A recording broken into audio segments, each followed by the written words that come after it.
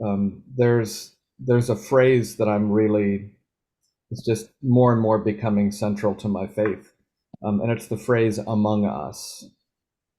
In the 12th chapter of Exodus, uh, the author talks about the alien, the stranger living among us, but then the next line is, "There shall be one law for both the native and the stranger." And to me, the words "among us" is about no one being an other. And so what we like to talk about is we talk not instead of people, those who are homeless or those who are jobless or those who have cancer or those who are grieving. We say those among us who are homeless, those among us who are unemployed, those among us who have cancer, those among us who are grieving, those among us who are rejoicing. And the idea is that when we think of each other as an other, then we objectify each other. We, in very subtle ways, dehumanize each other. I really try to think about the MAGA people among us, because that helps me remember that this is a part of us. And in my tradition, Christ's command to love our neighbor as ourselves. Again, one law, there's one law, and there is a law of love. And to me, the key to what is happening and has been happening at All Saints with the Safe Haven program is that this is not a ministry to, this is not the people of All Saints Church who have addresses and, drive to church or whatever, ministering to these other poor, unfortunate people. It is like, no, we have members among us in our community who are homeless, who are housing insecure. So what are we going to do as a community for those people among us? And that is what really has driven this from the beginning, is recognizing that this isn't a ministry to. This is a ministry of people in our community among us right now who are challenged in a specific way. And what that also means is people who are challenged in that specific way also minister to other people in the community who might be challenged or rejoicing in a different way.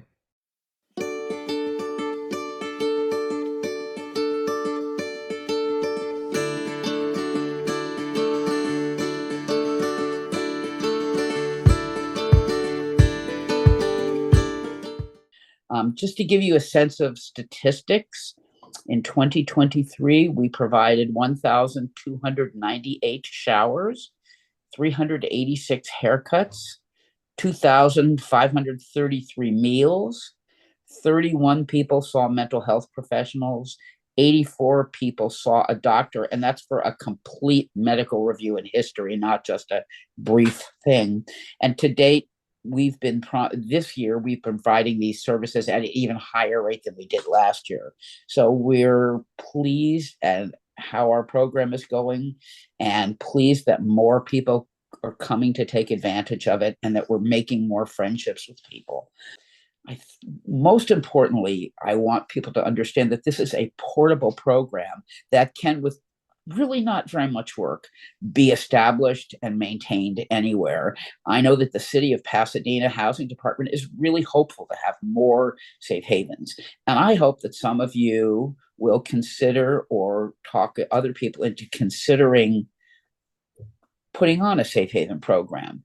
And I hope that you'll consider just coming by and visiting us on Monday mornings from 9 to 1, or on Thursday mornings at 10:30. Come shadow us, see what we do, and know that I and everyone at All Saints is willing to share all of the information to make this work. All of the paperwork that's involved, you wouldn't have to do it. We'll give it to you, and you just change our name to your name. It's not difficult. You just have to have a couple of dedicated volunteers to implement the program. And I really want to be a cheerleader for other people doing this and setting it up.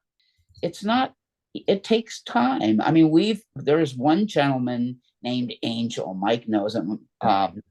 who'd been on the street for 10 years and really struggled with structure.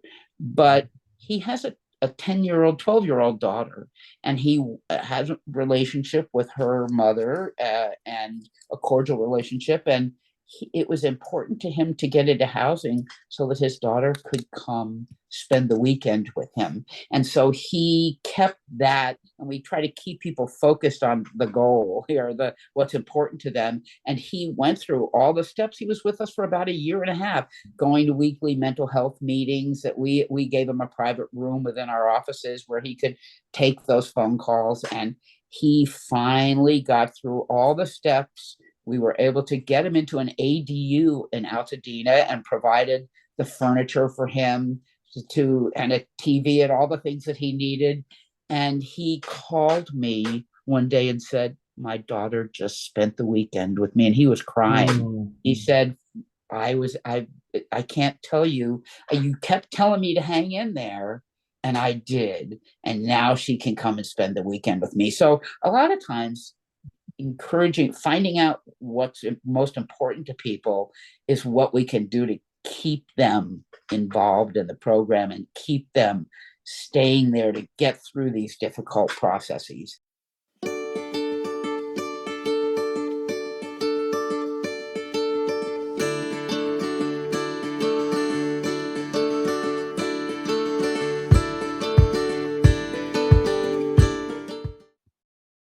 I just thought you'd be interested in hearing from a couple of our partner home buyers who have been in their homes for over a decade now. Betty, who was my very first family that I served, and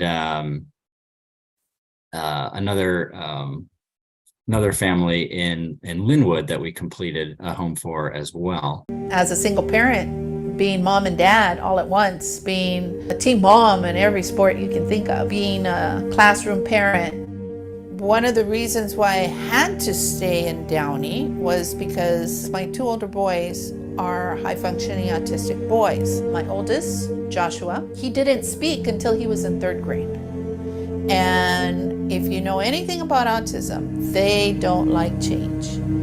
They will suffer. I had been on my own pretty young since I had my first son, Alex. I had him when I was 16. I was working 2 jobs. My mornings started at 5:30, and they didn't end till 6 or 6:30. Habitat for Humanity came to my life in one of the most dire moments. 2007, 2008, it was creeping up on us. My boss calls me one day and she says, I have some really bad news. I'm gonna have to lay you off. I needed to do something. And one of the things that I was considering doing was separating my family. Sometimes it's out of your control. I was swimming as hard as I could and I was still sinking. And the lifesaver was Habitat. Have a lot of things that go on in life. I'd say all of them hit me at some point as a single mother. But I always knew that I wanted to have a steady home.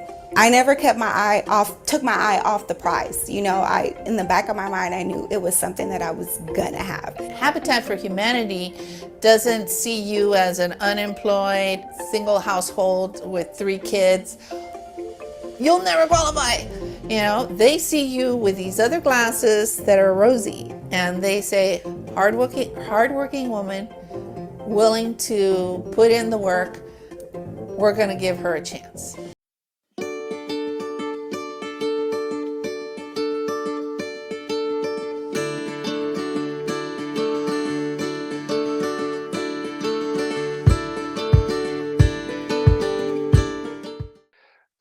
So one way we dispel myths is through educational work like this and showing people examples of affordable housing and so forth. But another thing we do is share stories. She was homeless for 10 years on the streets of Pasadena and then became housed, and her life has been transformed. She's now working full-time for the Baptist church in our city. And I want to share with you her story. My name is Morgan Tucker, and I work for Making Housing and Community Happen. MHCH is a nonprofit organization dedicated to educating and empowering congregations for housing justice. I'm so pleased to introduce Cynthia Kirby to you today. Cynthia is a valued member of the MHCH community, and she serves on Union Station's Lived Experience Advisory Panel. Cynthia is here to share her inspiring story with us today. My name is Cynthia Kirby. I'm 49 years old, a wife, and a mother to an amazingly strong 19-year-old daughter. I was placed on permanent disability at age 28 and went from making $60,000 a year to less than $1,000 per month. The strain of my disability ended my first marriage. My parents provided some support until I wound up in an abusive relationship that brought with it criminal elements and crystal meth. I spent the next decade in and out of homelessness, struggling with my addiction and domestic violence.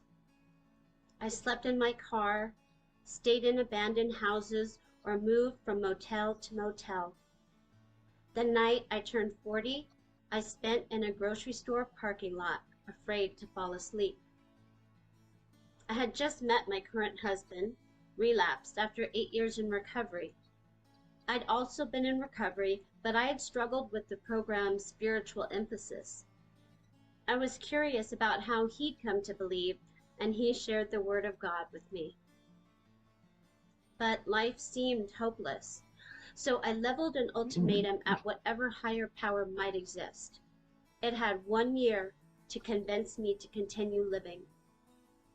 In that year, even though my mom died, my husband was incarcerated, and I waited for him desperately alone on the streets of Pasadena, God wooed me, building the foundation of my relationship with him. At the 1 year mark, my husband was released from jail, and I took it as a sign that God listened. We wanted to get married and find housing, but we had few options on disability income. God used connections we had made on the street and in recovery to help us achieve stability. My husband was accepted into Union Station Homeless Services Adult Center. 3 months later, we were married, and I was invited into the program. We received a housing voucher, which included permanent supportive services, people helping us to rebuild our lives, though it took nearly a year to find an apartment because of the affordable housing crisis. Today, I'm a member of Union Station's Lived Experience Advisory Panel, work part-time at my church, First Baptist Church, Pasadena, and am the director of our children's choir. I have more than 8 years of sobriety, am a student at PCC, and have nearly a 4.0 GPA. Gratitude for a life I never thought I would have, and my amazingly intimate relationship with God carry me. When I heard about Jill Shook and her work in Pasadena, I attended a housing justice workshop, became a member of Making Housing and Community Happen, and served as their liaison with my church. It has been a blessing to advocate for permanent housing solutions, to be a part of direct democracy, to realize that my voice is powerful. Working with Jill, I've been to city council meetings, had one-on-one meetings with council members, spoken with the mayor, and who am I? Can I do this? I'm a citizen and a community member, and my voice matters. Everyone should support the pioneering work of Making Housing and Community Happen, to equip faith communities to be the church, be the hands that feed. Please join us in building a better community.